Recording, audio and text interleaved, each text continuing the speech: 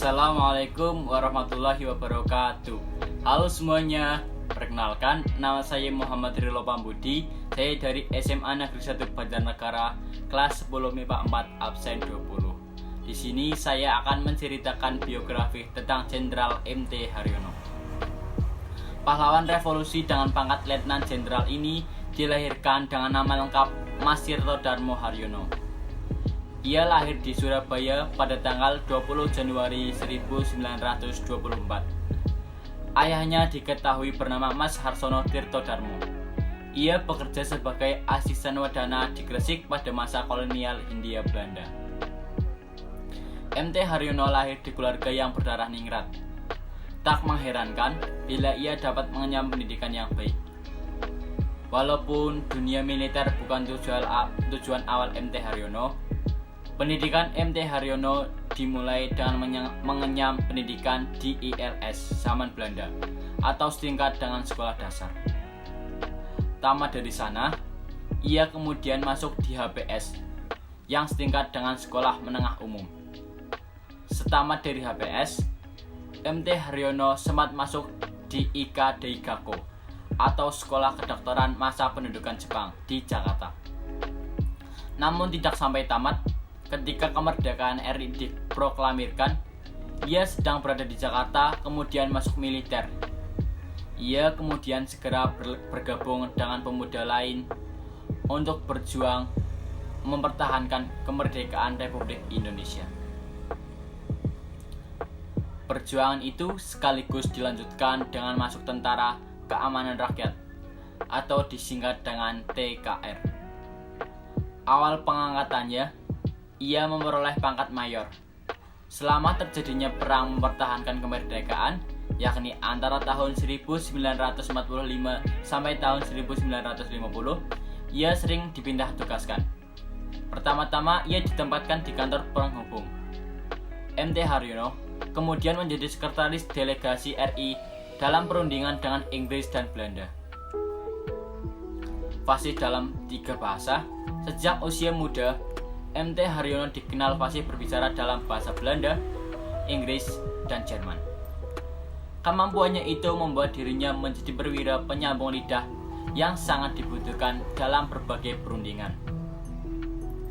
Suatu kali, ia juga pernah ditempatkan sebagai Sekretaris Dewan Pertahanan Negara Indonesia.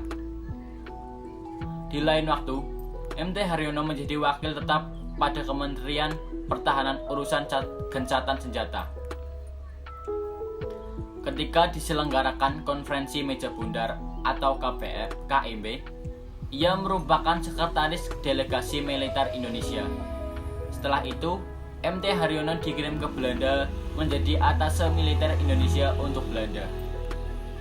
Beberapa tahun kemudian, ia ditarik lagi kembali ke Indonesia. Ia kemudian diangkat sebagai Deputi 3 Menteri Panglima Angkatan Darat atau Menpangat Jenderal Ahmad Yani. Pangkat MT Haryono kala itu menjadi Mayor Jenderal. Jabatan Deputi 3 menjadi Menpangat ini menjadi jabatan terakhir bagi MT Haryono sebagai Mayor Jenderal. Sebab kala itu pengaruh Partai PKI tumbuh sangat kuat di kalangan pemerintahan dan rakyat. Partai PKI yang kala itu dikendalikan oleh DN Aidit semakin hari semakin berani, bahkan semakin merajalela. Partai Komunis itu bahkan dekat dengan Presiden Soekarno dan sebagai rakyat Indonesia. PKI mengajukan ide untuk mempersenjatai kaum buruh dan tani dan sebagai angkatan kelima. Alasannya agar menjadi salah satu kekuatan dalam konfrontasi dengan Malaysia kala itu. Ide itu kemudian ditolak oleh petinggi militer, khususnya dari Angkatan Darat termasuk Mayor Jenderal MT Haryono. Pertimbangan MT Haryono kala itu bahwa adanya maksud tersembunyi di balik itu, yakni mengganti ideologi Pancasila menjadi komunis. Di samping itu, pembentukan angkatan kelima tersebut sangatlah memiliki risiko yang sangat tinggi. Namun, karena penolakan itu pula, dirinya dan para perwira lain dimusuhi dan menjadi target pembunuhan PKI. Target penculikan PKI. Dalam biografi Jenderal MT Haryono, diketahui bahwa pada tanggal 1 Oktober 1965 dini hari, pasukan Cakrabirawa datang menculik MT Haryono di rumahnya. Pasukan itu berdalih MT Haryono dipanggil menemui Presiden Soekarno kala itu. Pasukan itu kemudian masuk ke dalam kamar MT Haryono yang saat itu dalam keadaan gelap.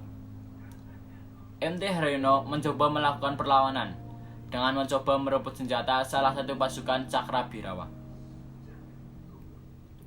Namun karena gagal, MT Haryono mencoba melarikan diri keluar dari kamar.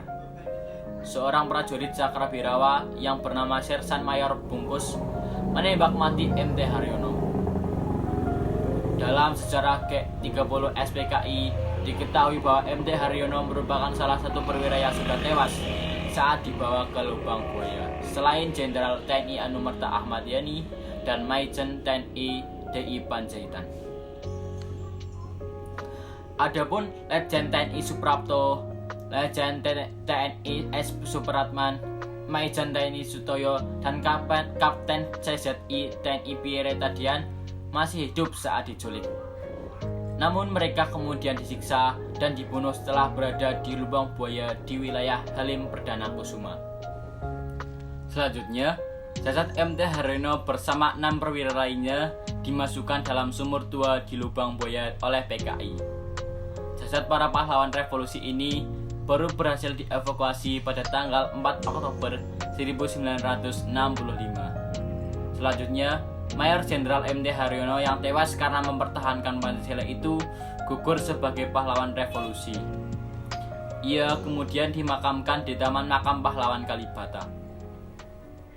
Sebagai penghargaan atas jasa-jasanya, pemerintah Indonesia memberikan gelar pahlawan revolusi kepada Mayor Jenderal MT Haryono. Pangkatnya juga dinaikkan 1 tingkat menjadi Letnan Jenderal. Kemudian oleh Presiden Soeharto ditetapkan pada tanggal 1 Oktober setiap tahunnya sebagai Hari Kesaktian Pancasila. Adapun sumur tua tempat jenazah ditemukan dibangun Tugu Kesaktian Pancasila. Tugu ini sebagai tugu peringatan yang berlatar belakang patung ketujuh pahlawan revolusi tersebut. Demikianlah biografi tentang Jenderal MT Haryono. Semoga kita dapat meneladani perbuatan beliau. Maaf kalau dari saya banyak salah kata ataupun perbuatan yang kurang berkenan di hati kalian semua. Mungkin cukup sekian. Wassalamualaikum warahmatullahi wabarakatuh.